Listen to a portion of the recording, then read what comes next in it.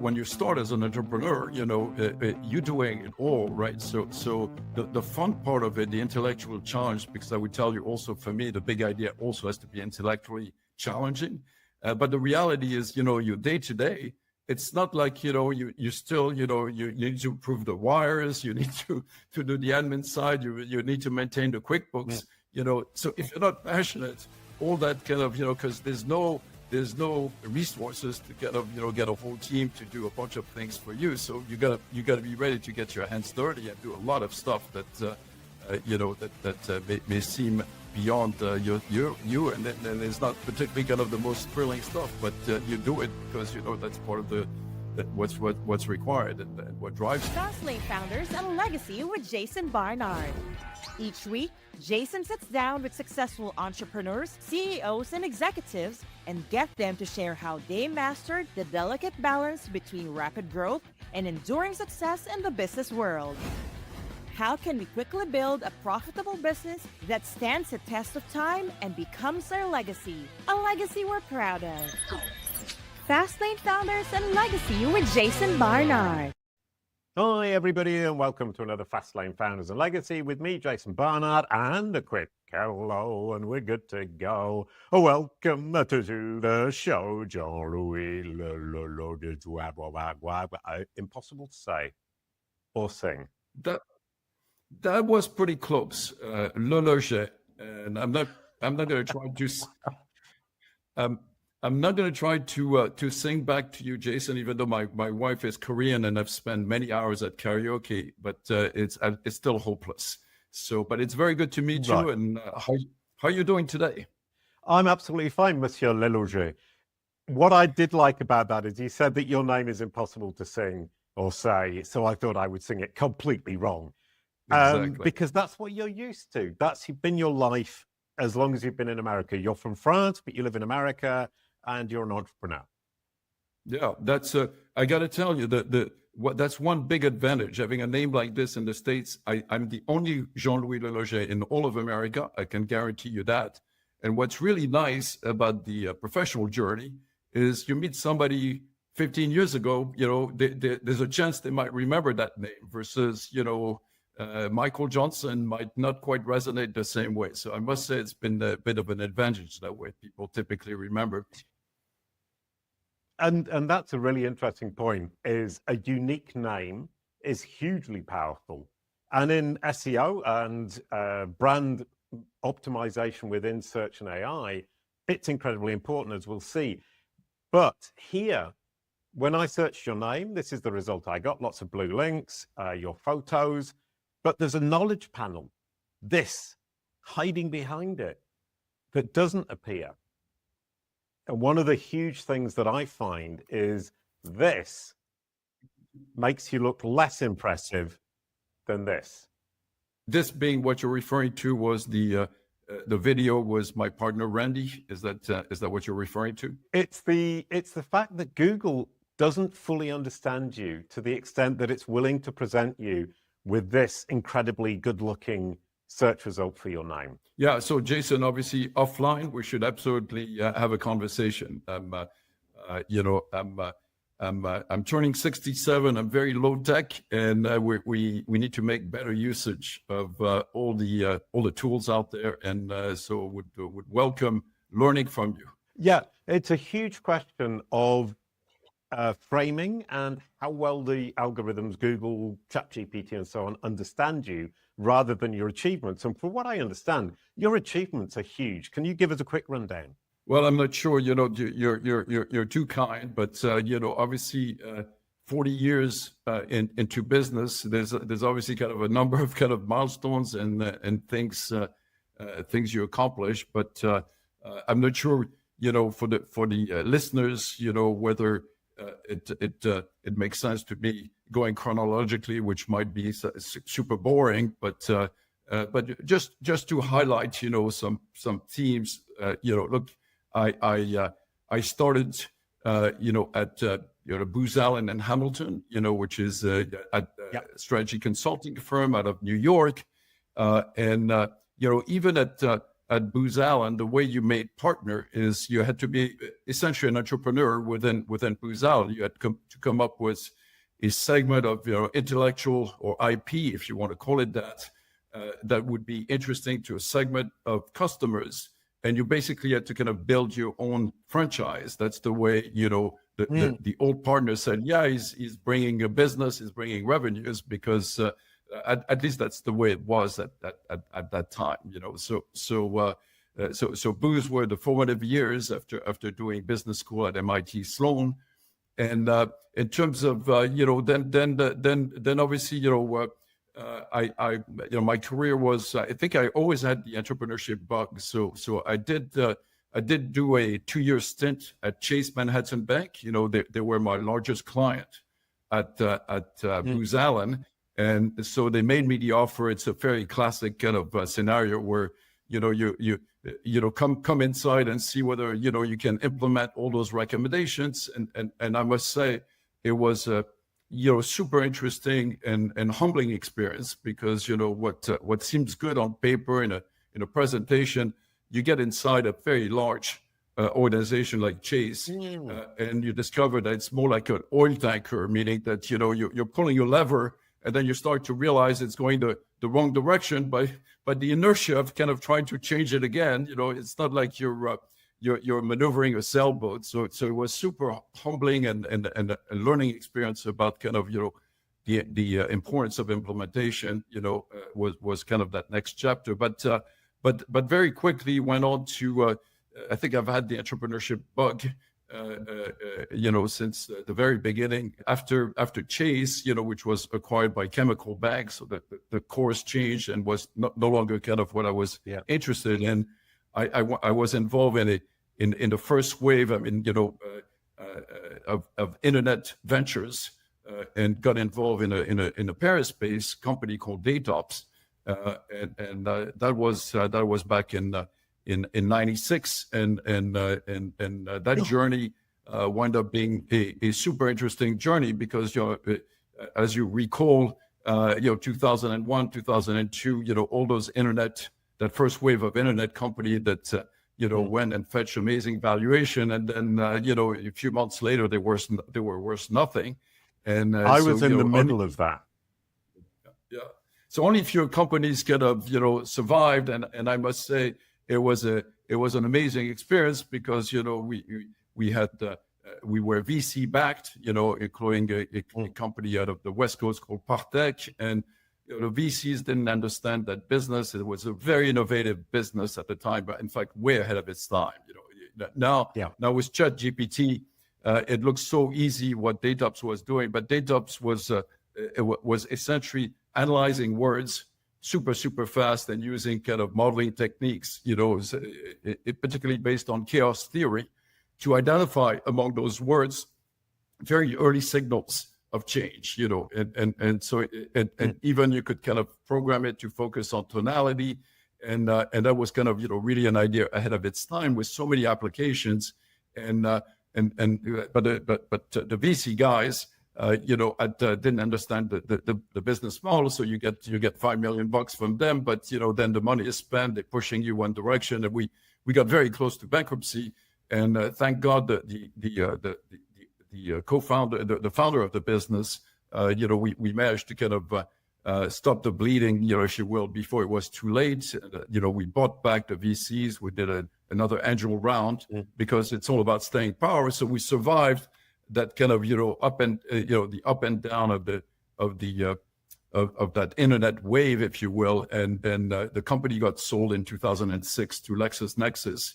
Not a great success story. It was sold for €5 million, but I got to tell you, surviving that wave and being able to kind of still show something for it was a great experience. So, but I only stayed with Daytops in a full time capacity from '96 to 99, just because.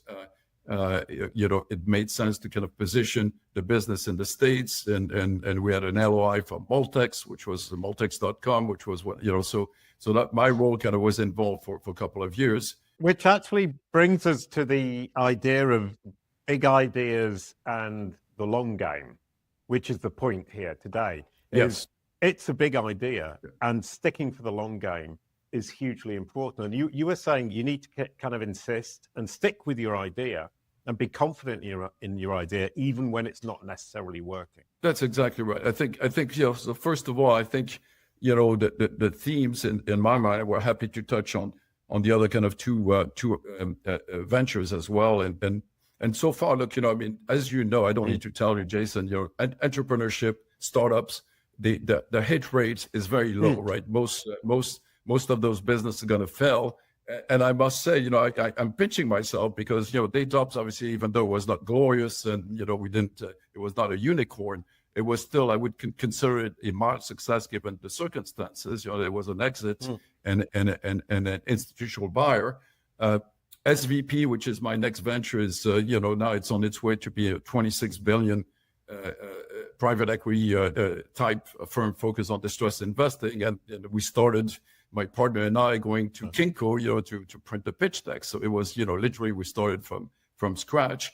And PO Partners, my current venture, again, we're pinching ourselves. We have a little bit less than 300 million under management. So, somehow it's almost kind of, it feels like 3 for 3, which is unbelievable in a career, right? Usually you potentially have, one failure, you learn from those mistakes, and then that's the way you become it's never kind of a straight line, but so far, knocking on wood, as it said. But to your point, I think the themes are really, in my mind, across all those businesses. We could kind of, talk about it, but you got to be passionate about the business, and to be passionate about the business, for me, that means it's got to be a big idea. I mean, some people are very passionate about opening just a pastry shop, that in New York that would give, a very nice croissant or baguettes, and that's completely fine. You can be passionate about that. But for me, it's passion about big ideas that can really change the world, and make a big impact. So that sounds super ambitious, but that's kind of, what drives me, not simply kind of doing a small business as an entrepreneur. And it's being passionate about it, and obviously if you think the idea is going to kind of really change the world in a good way and have a good impact, then it's easy to be passionate about it. And the passion is going to be essential, because staying power is key. It's Daytops was, I can tell you, it was trying times, many times, right? And the same thing was SVP, right? SVP, strategic value partner, there was I remember vividly in December of 2002, my partner was kind of like, I'm not sure we're going to make it, and then that was kind of one tough kind of original milestone. And then again, you're not in financial markets, but there was the global financial crisis. We also saw destiny, and lost a lot of assets. So there was, again, it sounds easy to say 26 billion today, on its way to 26 billion, but it was a lot of kind of trying times along the way. So staying power, that passion, that's what drives you, and you're able to kind of, so staying power is very critical, because it never happens as fast as you think. I see all those young entrepreneurs, and they just don't know what the journey they're getting started. And even SVP, by the way, was my partner. We often said, if we knew what the journey was going to be, I'm not sure we would have started it, if you will. Right. And then you've got the whole question about the journey. And if you can enjoy the journey, then you're winning. And if you're going to be passionate with a big idea, then you're likely to enjoy the journey, and that long game that you're talking about makes sense. Absolutely. And you need, again, I'm going to say obvious things. Again, your audience is pretty sophisticated, but hopefully it's helpful. Everybody's testimony, it resonates in a different way. But when you start as an entrepreneur, you're doing it all, right? So the fun part of it, the intellectual challenge, because I would tell you also, for me, the big idea also has to be intellectually challenging.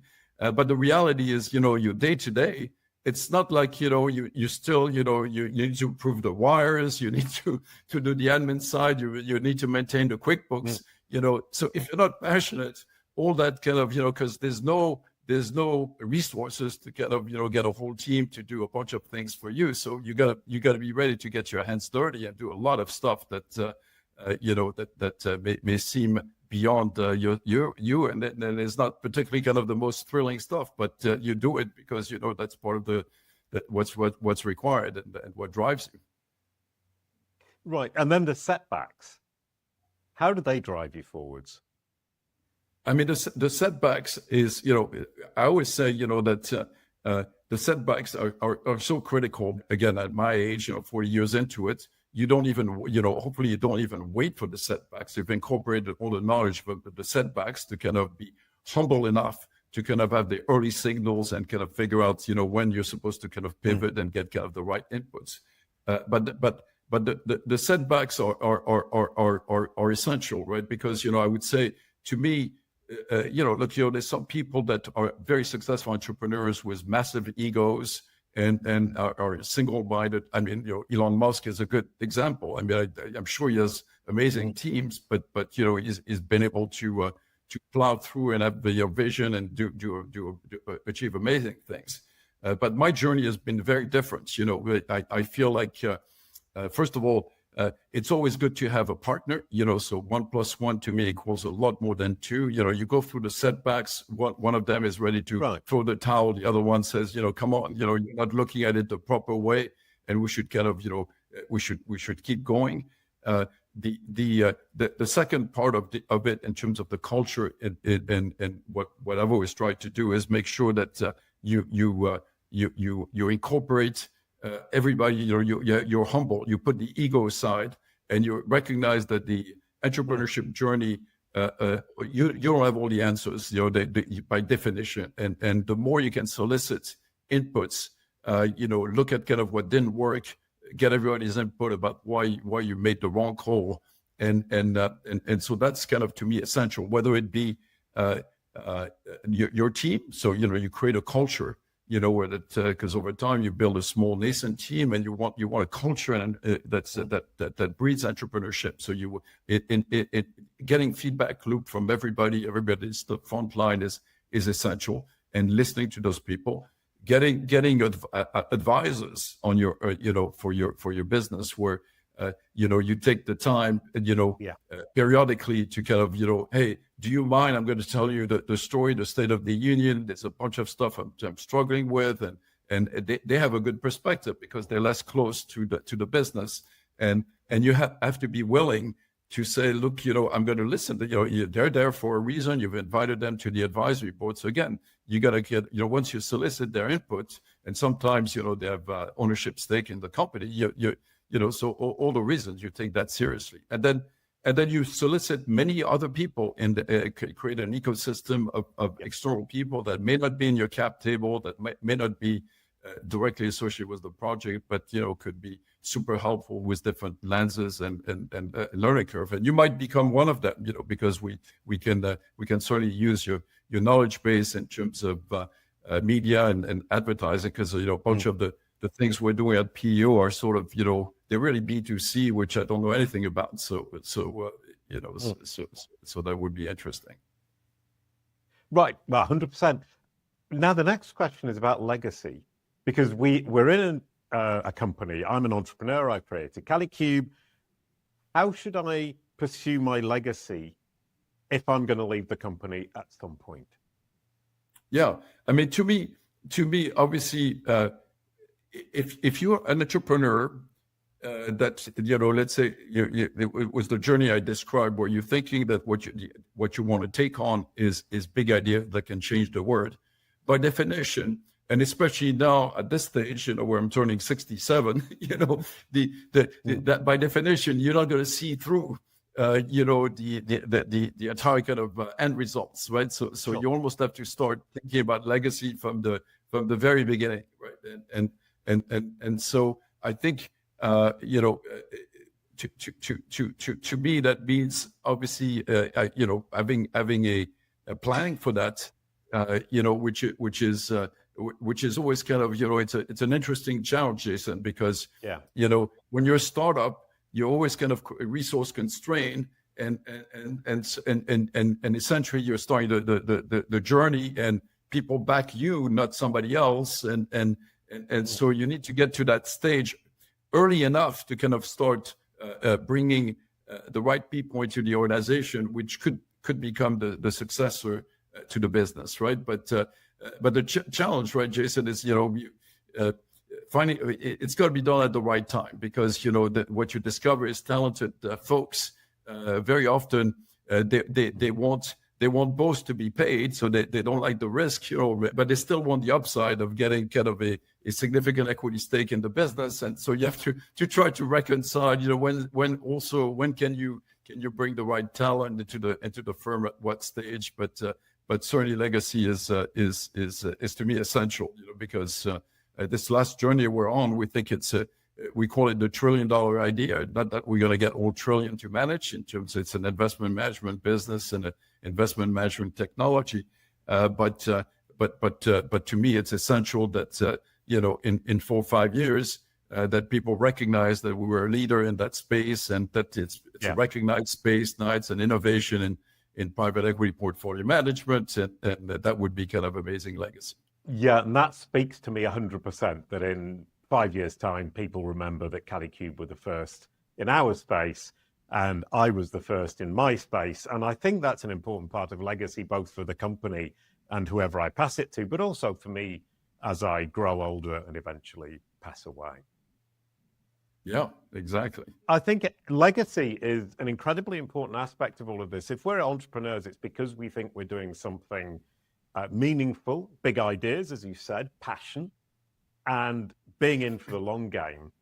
And that legacy is the result of those three things: passion, big idea, long game. So thank you so much, Jean-Louis. I'll give you the outro song.